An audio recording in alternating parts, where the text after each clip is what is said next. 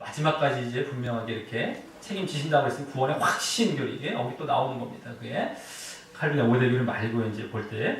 자, 그럼 오늘도 이 교리를 주장하며 이제 말하게 되는 그들의 모순된 이 신학적인 그러한 이제 언급들 중에서 그동안 말씀 안 드렸던 것 위주로 몇 가지를 말씀드리겠습니다. 먼저 앞부분, 아까 30절까지 앞부분과 관련해서는 하나님께서 우리를 선택하실 때 우리의 믿음을 고려하지 않으신다 라고 하면서도요, 믿음을 고려하지 않는데요, 선택은 믿음과 상관이 없대요. 예정은요, 믿음도 필요 없다. 예? 어떻게든 그렇게 주장하면서도 우리를 하나님께서 복음이란 수단을 사용하여 구원의 소망으로 부른 자들이며, 우리는 그러면서 그리스도의 몸에 접붙임을 받은 자들이라고 합니다. 자, 믿음을 고려하지 않는다고 하면서도 복음은 왜 말하면서도 복음을 전하는 걸 왜 얘기하며, 또 그리스도는 왜 필요한지 함께 이렇게 말하고 있는 것이 모순되고 있죠. 필요가 없는 겁니다, 지금. 복음과 그리스도는 다 믿음을 위해서 필요한 건데, 믿음은 고려하지 않는다면서도 그걸 왜 말하는지요. 이게 모순되는 거예요, 이 사람. 자, 그리고 더욱이, 자, 복음과 그리스도 말고도요, 더 쉽고 근사한 예정으로의 구원의 수단이 있으셨을 텐데, 이미 그동안 구원을 예정해 놓으셨어요. 근데 꼭 복음을 전하고 그리스도를 믿게 하는 이런 방법이 아니래도, 예정, 밖에 하는 얼마나 근사한 방법이 있을 수가 있는데도 왜 꼭 그 방법으로 가야 됩니까? 벌써 그거면 봐도 모습되죠. 그들이 이제 한 단계 거쳐서, 그래도 그거는 그리스도를 위해서. 국국에서 그걸 허용해 줬다고 합시다. 그렇다 하더라도 왜 꼭 그 방법이어야 되는 거예요? 그거 어렵고 난잡한, 보기 얼마나 힘듭니까? 십자가라는 거, 복음 전하는 것도 힘들죠. 그 왜 꼭 그 방법으로 이미 구원은 따놨는데, 예정되었는데, 왜 꼭 그 방법을 써야 된다? 그 난잡한 방법을요. 거기서도 벌써 딱 생각하면 말도 안 되는 거예요, 이들은. 근데도 왜 그걸 다 주장하고 있느냐? 똑같이. 믿음은 필요 없다면서 또 복음, 그리스도 왜 주장하냐? 그게 성경에 나와 있으니까 말을 안 할 수가 없는 겁니다, 자기들도요. 네? 그래서 주장하는 건데 자기들 예정교리와는 전혀 안 맞는 것이죠. 이게 정확하게 그냥 모순이 드러나는데 사람들은 그냥 따라가는 겁니다. 이 어처구니 없는 현상들이 지금 너무너무 행행하고 있고, 사람들이 아무런 문제의식도 안 갖고 믿고 있다는 이 사실의 통탄한 노릇이 알 수가 없다는 거예요. 이 통탄한 노릇입니다. 이 예정론만 생각하면 답답함과 이것이 이루말할 수 없습니다. 사람들이 얼마나 이걸 갖고 조화하고 쫓아가고, 모순이 한두 군데서 발견되는 것도 아니고요. 생각만으로. 이 말들 속에서도 얼마나 이 신학적인, 이런 말로 거창하게 써놔요. 근데 앞뒤가 맞질 않아요. 애들도 알 정도입니다. 사실 좀만 생각해보면요. 자, 그 다음에 또 오늘 그 앞부분, 29절에 이제 앞부분에서의 이제 29절에 전에 사도행전 2장을 볼 때 말씀드렸던 예정의 순서가 이제 나오는데요. 예지가 먼저 나오죠. 예정의 순서가 나오는데, 이들은 예정론이 맞으려면 예지를 주장해야 되기 때문에 전에 말씀드렸었죠. 그래서 하나님께서는 아무 조건 없이 선택하셨기 때문에, 예정하셨기 때문에 하나님께서 그들을 아신 바 되었다라는 신학적인 말을 오늘 이 구절을 통해서 오히려 그렇게 반대로 결국 하고 있는 것입니다. 예정을 분명 말씀하는데도 거기는 예지를 굳고 또 주장해요. 더 나아가 이제 그래서 그 미리 아신 이 예지라는 단어는 특별한 관심을 가지고 미리 사랑하신이란 말과 같은 의미로 이해되어야 한다고 하면서도, 예? 이렇게 그와 같이 주장하는 것입니다. 그래서 미리 아시는 미리 사랑하시라고 얘기해요. 그렇기 때문에 예정으로 먼저 본다는 거예요. 예? 그걸 그것도 이제 아니죠. 미리 아시는 거나 미리 사랑하시는 거나 다 조건이 있기 때문에 이렇게 아시고 사랑하셨다라고 하는데, 그 말입니다. 자, 어쨌든 자, 그럼 전에는 우리가 사도행전 2장에서는요, 예수님께 대한 것이기에 어떤 순서라도 예정이냐, 예정이냐, 상관이 없었지만, 이번엔 사람들에 대한 것이, 사람들의 구원에 대한 것이기 때문에 반드시 자기들 주장대로라면 예정이 먼저 나오던가, 여기 말씀에도, 아니면 예지의 말이 필요 없던가, 예지의 말이 필요 없었어야 돼요. 굳이 그렇게 한다면요. 했었어야 맞는데, 이렇게 억지 주장을 자꾸 펼치고 있는 것입니다. 이거라도 제대로 보면은 또 그것이 아님을 알게 되는데 그렇게 또 주장하는 거예요. 억지로요. 자, 또 어떤 문헌에는 세 번째로 세 번째로 어떤 문헌에는 이 구절들을 쭉 말하다가 이런 말이 나옵니다. 어떤 말이냐면 칼빈은 이건 뭐 다른 부분에서도 나올 수 있는 말인데, 자, 칼빈 예정론을 만든 칼빈이죠. 이 칼빈은 플라톤, 아리스토텔레스, 히케로 등의 철학자와 어거스틴, 루터 등의 신학자의 영향을 받았다라는 말을 하는 것을 보게 됩니다. 이 철학의 영향을 많이 받았대요, 칼빈이.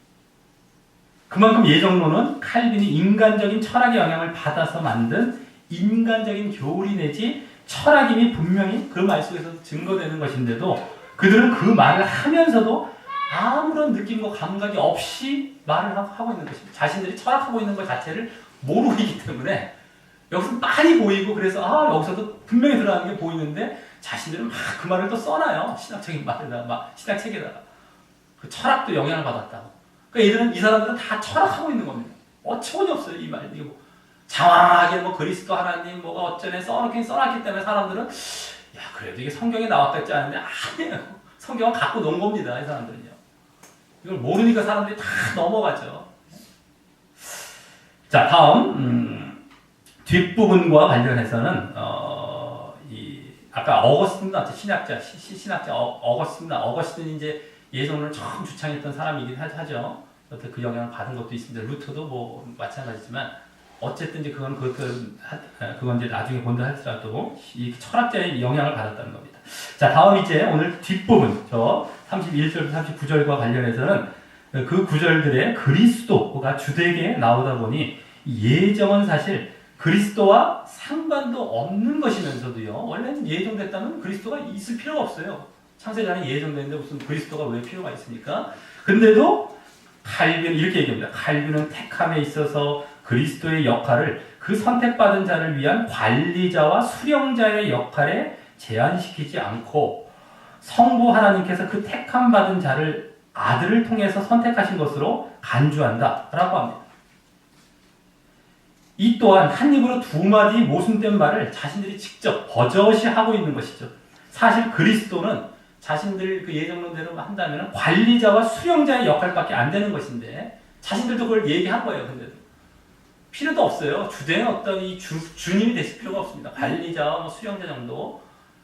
자기들도 그 얘기를 해요. 생각해보면 그게 나오. 근데도 불구하고 그 말을 내뱉으면서도 성경에는 그와 다르기 때문에 주로 나오는 게 그것이 아니라며 성경에 나오는 말을 이렇게 하는 거예요. 두 마디 하는 거예요. 이게 지금 앞에서는 분명히 자신들도 깨림직하게 이렇게 말을 해놓고 한 것을, 그리고 뒤에서는 성경에 나온 말을 합니다.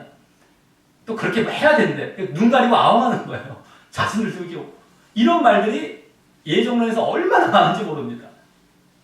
자신들도 막 말하다 보면 논리대로 쭉 가다 보면 딱 와요. 딱 종착지에 딱 와버려요.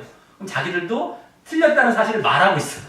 근데 뒤에다가 성경에 나온 그 원래 예정론이 아닌 그 사실을 갖다 붙여놓고 이제 그래야 된다 하고 억지로 믿어라 이런, 이게 말이 됩니까? 이런 말이 신학책에 엄청나게 많아요. 그리스도가 주가 아닌 것밖에 안 된다는 얘기를 해놓고 자기들 또 주가 된다는 성경에 나오는 진짜 예정론과 상관이 없는 그 얘기를 갖다 붙여놓고 이것대로 이것을 붙여야 된다는 거예요. 그러니까 억지로 이게 하나로 믿어래요. 이 말도 안 되는 얘기들을 한두 군데서 하는 게 아닙니다. 근데 사람들은 그걸 보고서 또 그게 모순된 말이라는 것도 모르고 꿀꺽하고 그냥 받아들이고 에라 모르겠다고 믿어요. 왜요? 이 교리가 너무 좋으니까 믿는 거예요. 그냥 억지로 그들도요. 교리 자체는 그대로 가져가면 너무너무 좋거든요. 신앙생활 하는 것이 막 그냥 대충 멸망의 그 길로 가는 거짓 믿음인데도 불구하고 그게 너무너무 좋죠. 자기를 안 죽여도 되고 자기 부인하지 않아도 되니까요. 그래서 좋아서 믿는 것 뿐입니다. 근데 그건 멸망의 길이죠. 자기들은 좋아할지 모르지만 멸망의 길입니다. 예? 그러니 그것을 받아들이는 거예요. 그들은 그냥 모순된 것도 무시하면서요. 자, 또 마지막으로 이제 보게 될 또 말은 성도의 견인교리와 관련하여 이 예정론의 교리는 핍박과 환난과 고통을 당하는 이 성도들의 삶에 있어서 가장 실제적으로 위로를 줄 수 있는 교리이기도 하다라는 말을 합니다. 자, 여기서 이제 전에도 말씀드렸던 예정론이 주는 거짓 위로가 이제 보여지는 것인데, 거짓 위로를 말한 거예요. 이제 위로를 말하는 거짓 위로입니다. 이게 사람들은 위로라면 좋아라 하고 따라가며 오히려 멸망으로 가는 것입니다. 자신들이 마지막까지 구원받는다고 하니 얼마나 위로를 받아요. 자기들이 죄 짓고 자기들이 양심에서 막 걸리면 와요. 벌써 잘못됐다는 게 옵니다. 우리 사람은 다 오게 돼 있어요. 영혼을 갖고 내가 예수, 예? 근데도 불구하고 꼭 누르고 위로 받아요. 거짓 위로죠. 자, 우리가 잘못됐고 벌써 반응이 올 때 어떻게 됩니까? 낮아져서 막 회개해야 되는 겁니다. 애통해하면서 회개하고 그 죄를 용서 해달라 그러면서 그 죄의 자리에 다시 나가지 않고 이래야 되는데 죄와 막 죄를 짓고 세상 쫓아가고 육신적으로 살아가요. 전혀 믿음과 상관없는. 그러면서도 맞아 나 구원 따랐어. 위로 이게 진짜 위로입니까? 이게 위안입니까? 진짜 위로입니까? 멸망으로 나갈 위로죠. 큰일 나죠. 억지로 꿀꺽하고 믿는 거예요. 그냥 그러면서 자기 위로받았대. 교회만 가면 거짓거를 가르치니까 자기가 오히려 양심에 걸림이 있다가도 교회 와서 그 위로받고 간대요. 거짓 위로입니다. 그대로 가면은 멸망으로 가는 거예요. 양심은 완전히 마비되고 굳어버리고 무뎌지고 전혀 이제 죄를 깨닫지도 못하며 그대로 가보면 마지막에 무조건 지옥입니다. 뭐 명백합니다. 근데 자기들은 아니야 아닐 거야 자기들이 세뇌해요. 자기들이 막 무조건 지옥이다 100%입니다 이거는 뭐. 근데도 그렇게 주장하는 거예요. 그리고 거짓 위로를 억지로 자기에 싣고 가는 거예요. 오히려 거기서 막 내가 근심해야 됩니다. 회개해야 돼요. 위로를 받는 자리는 근심과 회개가 끝나고 나서 하나님께서 정말 용서해 주시고 내가 다시 거기 돌이켰을 때 진정한 위로가 거기 나오는 거거든요.